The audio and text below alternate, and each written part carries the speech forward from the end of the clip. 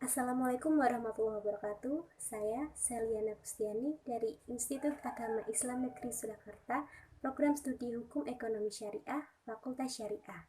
Di sini saya akan menyampaikan materi terkait mata kuliah bantuan hukum yang diampu oleh Bapak Yusuf Wibisono, yaitu materi tentang standar bantuan hukum non-litigasi yang berupa negosiasi, konsultasi, dan investigasi audit.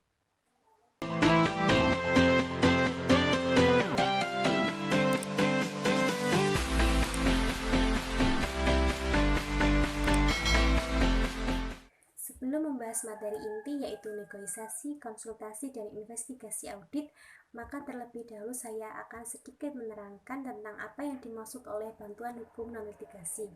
Dalam Undang-Undang Nomor 16 Tahun 2011 Pasal 1, di situ dijelaskan bahwa bantuan adalah jasa hukum yang diberikan oleh pemberi bantuan hukum kepada penerima bantuan hukum secara cuma-cuma. Nah, di sini yang dimaksud oleh penerima bantuan hukum adalah seseorang atau sekelompok orang yang kurang mampu, buta huruf, ataupun yang berpenghasilan rendah yang ia tidak berani memperjuangkan hak-haknya karena mendapat tekanan dari yang lebih kuat. Maka disinilah peran bantuan hukum.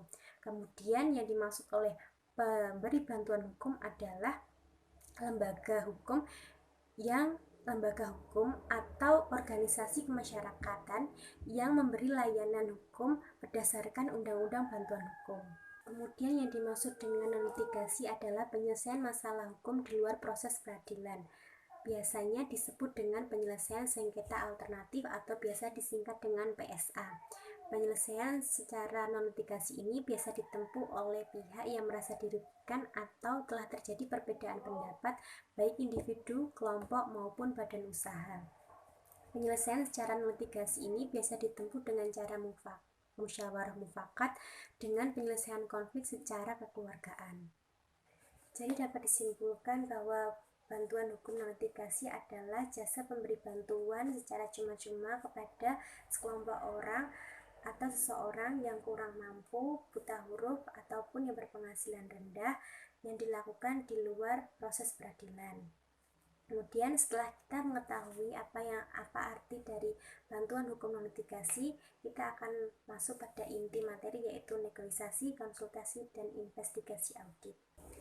Yang pertama adalah negosiasi. Negosiasi adalah proses penyelesaian masalah antara dua pihak atau lebih, di mana para pihak saling melakukan kompromi ataupun tawar-menawar.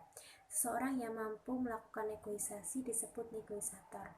Dalam negosiasi ini, ada beberapa hal yang harus diperhatikan. Yang pertama adalah memahami tujuan yang ingin dicapai, menguasai materi negosiasi, mengetahui tujuan negosiasi, dan yang terakhir menguasai keterampilan teknis dalam negosiasi.